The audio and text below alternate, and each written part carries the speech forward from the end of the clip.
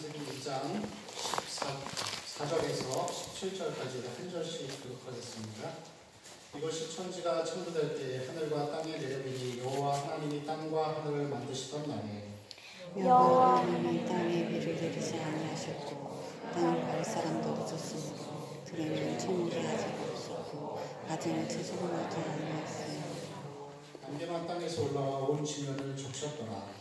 여호와 하나님이 흙으로 사람을 지으시고 생기를 그 코에 불어넣으시니 사람의 생명이 되니라. 여호와 하나님이 동방의 에덴에 동산을 청설하시고 그 지으신 사람을 거기 두시니라. 여호와 하나님이 그 땅에서 거기가 아름답고 먹기에 좋은 나무가 나게 하시니 동산 가운데 있는 생명나무와 선악을 알게 하는 강이 에덴에서 흘러나와 동산을 적시고 거기서부터 갈라져 네 근원이 되었으니 첫째 이름은 디손이라 금이 있는 하나가 금을 들었으며 그 땅의 금은 순금이요 그곳에는 베들리엄과 후마노도 있으며 둘째 강의 이름은 기온이라 구스는 땅을 들었고 셋째 강의 이름은 히데겔이라 수로 동쪽으로 흘렀으며 넷째 강은 유브라데더라. 여호와 하나님이 그 사람을 이끌어 에덴 동산에 두고 그것을 여호와 하나님이 그 사람에게 명하여 이르시되 동산 각종 나무의 열매는 내가 임의로 먹되 생사하리라 하는 나무의 열매는 먹지 말며 내가 먹는 날에는 반드시 죽으리라 하시니라. 아멘. 지난 시간에는 2장 3절에 나오는 말씀을 중심으로 해서 하나님이 안식하신 이날을 복되게 하셨다 그리고 거룩하게 하셨다라는 그 내용 중에서 특별히 이 안식의 복됨을 우리가 살펴보았습니다. 1장 28절에서도 보면은 하나님이 그들에게 복을 주시면서 생육하고 번성하라고 하죠. 그래서 우리가 이 땅을 살아가면서 예수 믿는 그 가운데에서 생육과 번성도 하나님의 복입니다. 그래서 예수 믿으면서 자식이 좋은 대학에 가고 또 좋은 직장에 들어가고 결혼을 잘하고 또 우리의 몸과 마음이 건강하게 오래 사는 것들 그리고 시간이 갈수록 우리의 재정이 늘어가는 것들도 다 번성하는 것이죠. 그것도 복된 것인데 생육과 번성만이 복된 것이 아니라 안식하고 아무 일도 안 하고 있는 것도 하나님의 복됨이라고 그렇게 말씀을 드렸습니다. 여러분 인생을 살다가 보면은 쉼없이 열심히 달려갈 때가 있지만 동시에 몸이 아프거나 아니면 여러 가지 일로 인하여서 아무것도 할 수 없고 아무도 만나기 어려운 그러한 멈춰있는 것 같은 시간이 올 때가 있습니다. 우리는 그 시간을 겪으면서 내가 왜 이러고 있지? 내가 왜 이렇게 바보같지라는 생각을 할 수 있겠지만 지나고 나면은 그 시간이 하나님을 알아가는 성숙의 시간이었다는 것을 우리는 느끼게 됩니다. 그래서 생육과 번성만이 복이 아니라 가만히 있어서 아무것도 안 하는 안식의 시간도 우리에게 복된 시간이라고 할 수가 있습니다. 특별히 여러분 참된 안식은 우리가 예수 그리스도 안에서 하나님 안에 있을 때 그것이 진짜 복된 시간이라고 할 수가 있습니다. 참된 안식. 그래서 우물가의 여인과 같이 남편을 만나고 그 마음이 만족되지 않았지만 그 우물에서 물을 기르듯이 예수 그리스도를 만났을 때 그 진리 안에서 십자가를 알고 복음을 안 자들은 영혼의 참된 안식을 누리면서 살아갈 수 있는 것입니다. 그래서 여러분 예수 안에서 그 진리를 알고 그 안식을 아는 자들이 이 땅에서의 복된 삶을 살아가는 것이라고 할 수가 있습니다. 3절까지 이러한 말씀이 나온 다음에 이제 4절부터는 오늘 우리가 읽은 본문의 말씀이 에덴 동산에 관련된 내용을 우리에게 보여주고 있습니다. 그런데 이 3절에서 안식하셨다고 끝나는 것이 아니라 에덴 동산에서 이제 다른 내용으로 넘어오는 것이 아니라 에덴 동산에 나오는 이 내용들은 2장 3절에 나오는 안식의 복됨과 거룩함이 구체적으로 무엇인가를 확장시켜서 보여주는 이제 그런 내용이라고 할 수가 있습니다. 그래서 오늘 두 번째 내용은 우리에게 이 거룩함에 대한 것들을 우리에게 말씀하고 있는 것이죠. 특별히 지난 시간에 살펴봤던 이 안식, 예수 안에서 하나님 안에서의 생명의 안식과 진리의 안식은 동일하게 이 에덴 동산에서도 펼쳐지게 됩니다. 이 에덴 동산에 나오는 사람과 강과 생명나무와 선악과 그리고 나무들은 하나의 공통점을 가지고 있습니다. 그것은 뭐냐면은 생명입니다. 그래서 하나님 안에 있을 때만이 생명과 안식을 얻을 수 있다는 것을 보여주고 있죠. 그리고 지난 시간에 제가 말씀드렸듯이 기억하실지 모르겠지만 첫째 날은 셋째 날과 대칭을 이룹니다. 그래서 빛이 첫째 날에 있었으면은 4일째는 뭐가 있었죠? 해와 달과 별이 있어서 대칭적인 배열을 이루고 둘째 날의 궁창과 다섯째 날의 궁창에 있는 새와 물고기가 이 같은 의미로 쓰여지죠. 그리고 셋째 날에 채소와 나무가 여섯째 날에 있는 그러한 동물들과 이렇게 연결이 돼서 이 연결이 돼서 이 대칭적인 배열은 궁극적으로 무엇을 향해 가고 있다고요? 안식을 향해 가고 있는 것입니다. 여러분 오늘 우리가 읽었던 말씀 중에서 특별히 12절 말씀을 보면은 이 금에 대한 이야기들이 나옵니다. 그 땅의 금은 순금이요 그곳에는 베델리엄과 호마노로 있다라고 하는데 여기서 베델리엄은 진주를 이야기하고 호마노는 이 성전에서 일하던 대제사장의 이 흉패에 붙어 있었던 12개의 보석을 의미하는 거예요. 그래서 이것은 각종 색깔의 보석을 의미하는데 그래서 이 에덴 동산에 나왔던 이 보석은 나중에 요한계시록 21장에서 모든 전쟁과 수고가 끝난 이후에 하나님 나라에서 안식을 누리는 천국에 대한 표현들을 12가지 보석으로 표현하고 있습니다. 그래서 이 에덴 동산이라고 하는 것은 궁극적으로 영원한 하나님의 나라에 대한 회복과 그 나라를 상징하는 것이라고 할 수가 있겠죠. 여러분 우리가 이 땅을 살아가면서 많은 어려움들이 있고 또 때로는 이해할 수 없는 고통들이 있지만 그래도 우리 그리스도인들에게 소망이 있는 것은 마지막은 우리에게 눈물과 고통이 씻어지는 죄가 없는 영원한 안식이 우리에게 기다리고 있기 때문에 우리의 삶이 소망이 있는 것입니다. 여러분 그 안식을 기대하고 또 기다리면서 하루하루 믿음으로 살아가는 삶이 되어야 할 줄로 믿습니다. 아멘. 특별히 오늘 이 말씀 가운데에서 우리는 안식일을 거룩하게 하다라는 것이 무슨 의미인지를 한번 살펴봤으면 좋겠습니다. 3절에서 하나님께서 창조를 마치고 안식을 7번째 날에 하셨는데 이 구약의 규약을 보면은 특별히 안식일이 어떻게 해야 할지를 하나님께서 구체적으로 알려주십니다. 출애굽기 20장 8절에서 11절까지 우리 한 절씩 한번 교독하겠습니다. 시작. 안식일을 기억하여 거룩하게 지키라. 엿새 동안은 힘써 내 모든 일을 행할 것이나 일곱째 날은 내 하나님 여호와의 안식일인즉 너나 내 아들이나 내 딸이나 내 남종이나 내 여종이나 내 가축이나 내 문 안에 먹는 개들이라도 아무 일도 하지 말라. 이른 것을 보내 여호와 하늘과 땅과 바다와 그 가운데 모든 것을 만들고 일곱째 날에 쉬었습니다. 그러므로 나 여호와가 안식을 내게 하여 그날을 거룩하게 하였느니라. 여기서 아무것도 하지 말라고 하시죠. 거룩하기 때문에 아무것도 하지 말라고 하시는데 여기서는 노동도, 상품의 매매도, 과도한 이동도, 육체적인 쾌락도 금지를 합니다. 그리고 유대인들은 이 안식의 규정을 39개 항목으로 쪼개서 세세하게 지키는데 이 얼마나 세세하게 지켰는지 마카비 전쟁이 일어났을 때 전쟁이 주일날에 일어나니까 방어를 안 하다가 몰살당한 경우도 있었습니다. 그 후에 규정을 조금 이제 수정을 하죠. 그리고 과도한 이동을 금지시켜서 1.8km 이상은 걸을 수 없는 것으로 그렇게 규정을 해버립니다. 마태복음 12장에 보면은 제자들이 허기가 져서 밀밭을 지나갈 때 이삭을 잘라서 먹습니다. 안식일에 먹죠. 근데 그들을 정죄합니다.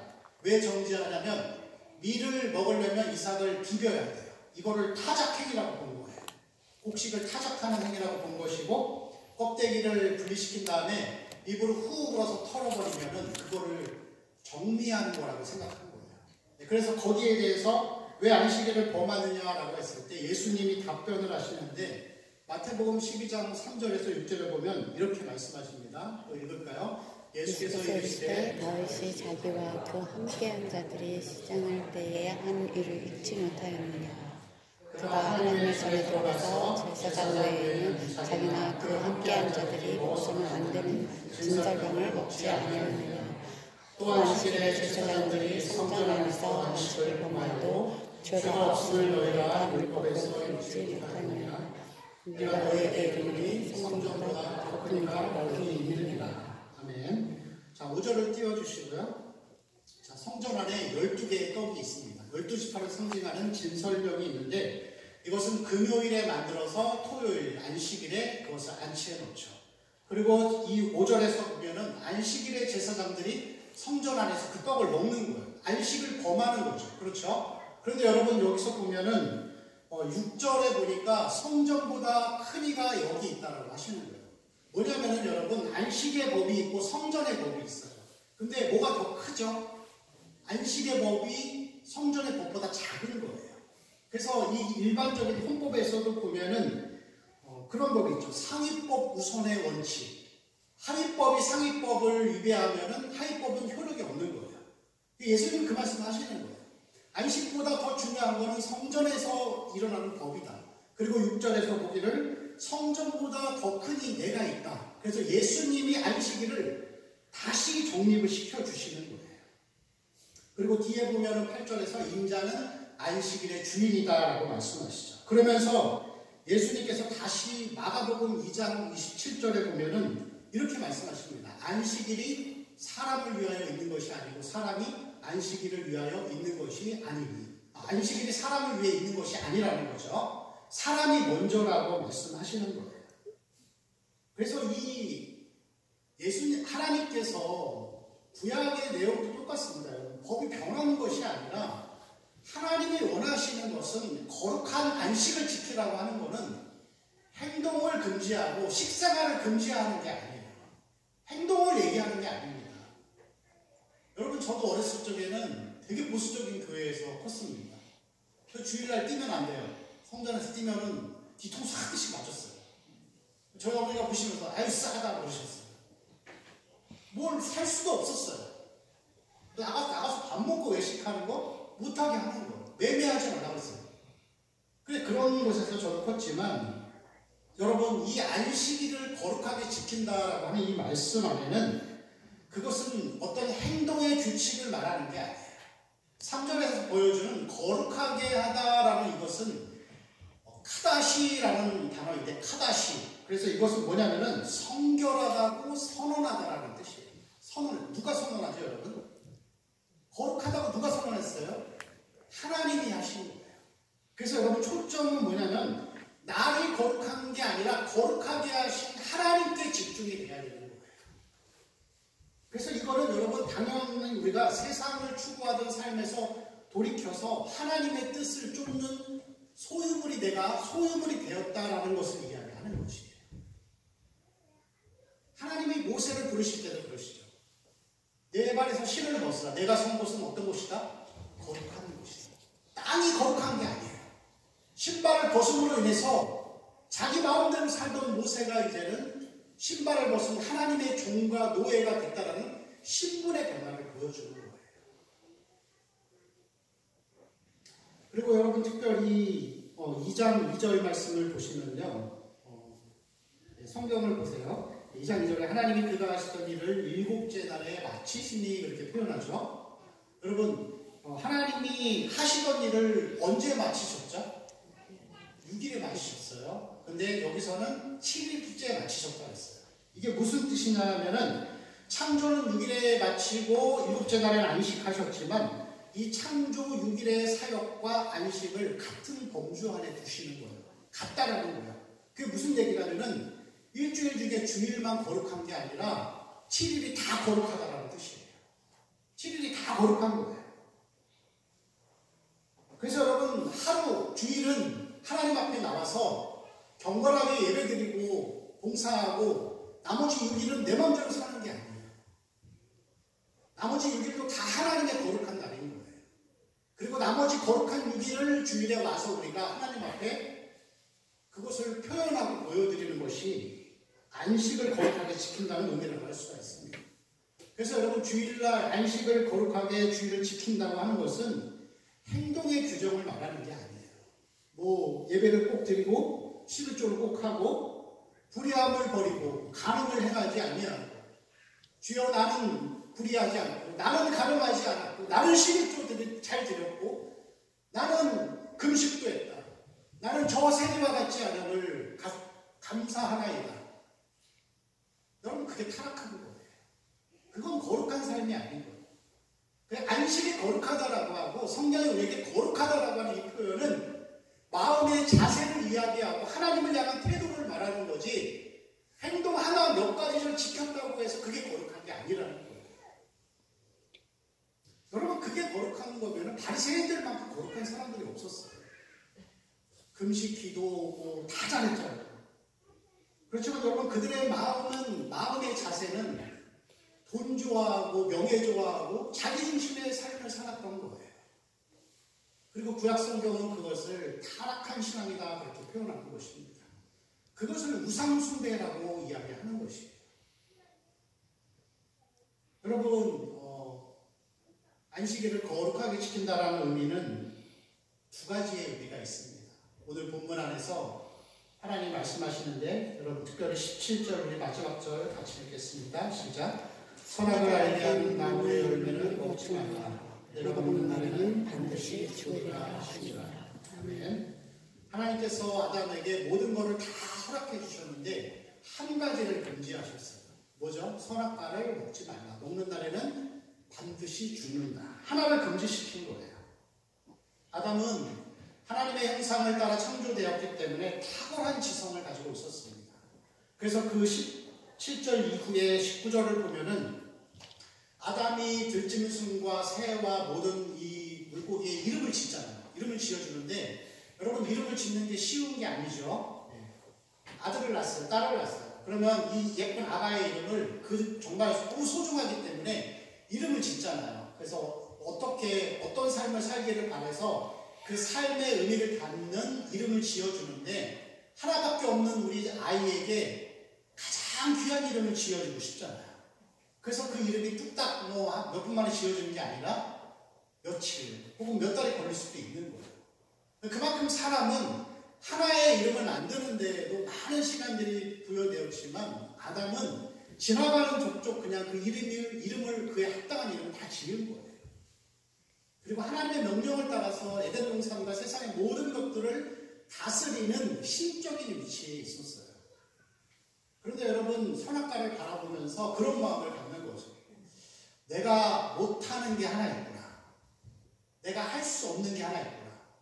나는 하나님이 아니고 나를 지으신 창조주가 분명히 있구나라는 것을 인식하면서 살아가는 거죠. 그래서 여러분 원죄는 뭐죠? 하나님과 같이 되려는 게 원죄잖아요. 그죠? 금지사항을 하나도 정하지 않고 그냥 다 하고 싶은 거예요. 내 마음대로 결정하는 거죠. 그럼 여러분 복음과 구원은 무엇이죠? 하나님이 나의 주인임을 인정하고 구주로 영접하는 거잖아요. 우리 처음에 영접 기도할 때 그렇게 기도하잖아요. 하나님을 예수님을 나의 구주로 영접합니다. 나는 종입니다. 그걸 인정하는 거예요. 그러면서 여러분 이 선악과를 따르지 않고 그 명령을 따르는 자세. 그래서 우리가 단순하게 바리새인들처럼 11조를 잘하고 불의하고 토색과 간음을 안 하는 행동 하나하나가 거룩한 것이 아니라 우리 마음 가운데에서 나는 종이고 하나님은 주인이라는 이 자세를 가지고 살아가는 게 거룩한 삶인 거예요. 여러분 사람이 거룩하면 얼마나 거룩하겠어요? 행동으로 따지면 다 똑같습니다. 그 죄의 종류가 많은 사람들이 생각하기에 죄로 규정되는 게 있고 아닌 게 있을 뿐이지 나의 행동대로 내 마음대로 성경과 다르게 내 마음대로 행동하면 그게 다 죄가 되는 거예요. 그렇지만 여러분 모든 일을 결정할 때 이것이 하나님의 뜻에 합당할까를 먼저 생각하는 것이 그게 거룩한 삶을 살아가는 사람의 모습이라고 할 수 있습니다. 그리고 때로는 그 뜻이 하나님의 뜻이 손해가 된다 할지라도 그것을 따라서 가는 것이 거룩한 자의 삶이라고 할 수가 있습니다. 여러분 세례 요한이 예수님을 바라보면서 갈등을 겪습니다. 그리고 제자들 보면서 물어보죠. 오실 그이가 당신이 오니까. 무슨 얘기죠? 세례 요한도 예수님을 정치적이고 군사적인 왕으로 생각했던 거예요. 근데 자기 생각이랑 다르니까 공손하게 물어보잖아요. 자기 생각과 다르다고 해서 자기 생각을 따라가 버리면은 오병이어를 먹고 떠나간 무리들과 같은 거예요. 그러나 여러분 그래도 내 뜻과 달라도 그래도 하나님의 그 뜻을 순종하고 거기에 내 행동과 자세를 바꾸며 살아가는 것이 거룩한 삶이라고 할 수가 있습니다. 여러분, 아브라함과 조카 롯이 헤어질 때 아브라함에게 선택권이 있었습니다. 원래는. 그렇지만 아브라함은 그 조카에게 먼저 선택권을 주죠. 그런데 여러분, 롯은 어떻게 선택을 하죠? 사람의 눈에 보기 좋은 기름지고 비옥한 땅, 우상의 땅인 걸 알았지만 자기 좋은 거를 선택하면서 간 거예요. 그렇지만 여러분, 아브라함은 어떠했죠? 광야에서 그의 기준은 그거였죠. 조카와 다투지 않는 것, 화평을 이루는 게 목적이었기 때문에 선택권을 준 거예요. 그게 여러분 말씀을 따라가는 거예요. 우리가 여러분 하나님 앞에 행동으로 따지면은 다 똑같습니다. 그렇지만 여러분, 우리가 무언가를 결정할 때 이것이 정말 하나님이 기뻐하시는 일인가를 잘 생각해보고 그것을 믿고 따라가는 것이 참된 신앙이라고 할 수가 있습니다. 아멘. 저는 20살 때 사역을 시작했습니다. 20살 때 신학교에 들어가면서 이제 설교 사역을 시작하고 전도사로 있었는데, 여러분, 신학생들은 제일 부족한 게 뭐죠? 재정이 제일 부족합니다. 사역자들은 재정이 제일 부족하죠. 그래서 사역자들에게, 특별히 학교 다니는 파트 사역자들에게 제일 중요한 조건은 뭐냐면은 등록금을 대주는 교회를 가는 거예요. 근데 저는 그때 무슨 생각이었는지 모르겠는데 그냥 기도했습니다. 하나님 가라는 곳에 가겠습니다. 아무 조건도 안 보고 가라는 곳에 가겠습니다. 그래서 하나님이 정말 신기하게 하나님 뜻을 따라서 인도해 주시더라고요. 이 교회 저 교회 2년 3년 이렇게 다니고 신대원을 졸업할 때까지 12년이 걸렸는데, 우리 하나님은 얼마나 신실하신지 한 번도 등록금 대주는 교회를 안 보내주시더라고요. 그럼 여러분, 제가 그 일들을 겪으면서도 하나님 앞에 이렇게 좀 마음으로는 그러는 거예요. 믿음으로 살아야지, 조건 보고 가지 말고. 그게 나쁘다는 건 아닙니다. 그러니까 조건 보고 가지 말고 하나님 인도하시는 곳에 가서 잘 훈련받아야지 하지만 마음속으로는 화가 나는 거예요. 하나님 나한테 왜 그러세요 도대체? 이러면서 따지는 거예요. 근데 여러분, 거룩한 삶이라고 하는 거는 갈등이 없는 걸 얘기하는 게 아니에요. 때로는 의심하고 넘어지고 의심과 싸워가지만 하나님 주신 길을 가려고 하는 자세를 갖는 거예요. 부족하지만. 여러분, 제가 그렇게 12년의 신학을 마치고 나서 한 번도 등록금이 대주지 않아서 정말 어려울 때는 학기가 다 끝나는 방학식 날 돈을 낸 적도 있었어요. 그 돈이 없어가지고 분할해서 낸 적도 있었어요. 뭐 30만 원, 50만 원 생길 때마다. 그럼 여러분, 그렇게 많은 시간 동안에 한 번도 도움을 받지 못하고 12년이 지났는데 저에게 빚이 얼마나 있었을까요? 10,000원도 없었습니다. 돌아보고 나니까 그게 하나님 인도하신 길이었어요. 여러분, 우리가 인생을 살아가면서 뭔가를 결정해야 되는 시간이 있어요. 그런데 그때에 하나님의 뜻에 순종하고 갈 것인가 아닌가를 보면은 그 사람이 거룩한 삶을 사는지를 알 수 있는 것입니다. 여러분, 하나님의 말씀의 뜻을 따라 살아가는 삶이 되어야 할 줄 믿습니다. 특별히 여러분, 안식일이 거룩한 삶이라고 하는 이것의 의미는 두 번째로 우리의 신분이 어떤지를 인식하며 사는 거예요. 7절 말씀 같이 읽어볼까요? 2장 7절입니다. 시작. 여호와 하나님이 땅의 흙으로 사람을 지으시고 생기를 그 코에 불어넣으시니 사람이 생명이 되니라. 8절이요. 여호와 하나님이 저를 창조하시고 그 지으신 사람을 거기에 두시니라. 아멘. 자, 하나님이 사람을 지으셨는데 1장에서는 하나님의 형상을 따라 지었다고 하셨는데, 여기서 보면은 7절과 8절에서 두 가지의 특징이 있어요. 뭐냐면은 사람을 뭘로 지으셨다고요? 흙으로 지으신 거예요. 그리고 두 번째 특징은 뭐냐면은 8절 말씀인데 그 지으신 사람을 거기 두셨다고 했어요. 그러니까 여러분, 뭐냐면은 하나님이 사람을 지으시는데 좋은 재료로 지은 게 아니라 흙으로 지은 거예요. 그리고 에덴 동산 그 완벽한 곳에서 사람을 창조한 게 아니라 창조한 사람을 거기다가 데리고 오셔서 거기에 두신 거예요. 여러분, 사람은 뭐라고요? 흙으로 지어진 거예요. 시편 113편 7절 말씀을 한번 읽어보겠습니다. 시편 시작. 가난한 자를 먼지 더미에서 일으키시며 궁핍한 자를 거룩 더미에서 들어 세워. 여기서는 더 그렇게 표현하죠. 우리를 뭐라고 표현합니까? 먼지라고 표현하고 또한 거룩덤이라고 표현하는 거죠. 이게 여러분 이게 좀 공손한 단어지만 더 쉽게 얘기하면 뭐죠? 우리 똥이라는 얘기야. 똥 같은 존재라는 거예요. 그리고 여러분 거기 두신 거예요. 원래 사람이 태어날 때부터 착한 사람, 선한 사람을 하나님이 구원하신 게 아니라 거기서 지어서 에덴에 두신 거예요. 시편 1편에 그런 말씀이 있죠. 너는 시냇가에 심은 나무라. 똑같은 의미입니다. 시냇가에 심겨진 나무인 거예요. 원래 시냇가에 있었던 게 아니라 하나님께서 은혜로 우리를 시냇가에 심겨주신 겁니다. 출애굽기 19장 4절 말씀 마지막으로 한 번 더 읽어보겠습니다. 시작. 내가 애굽 사람에게 내가 어떻게 그들에게로 이르라고 내게로 인도하였음을 너희가 보았느니라. 아멘.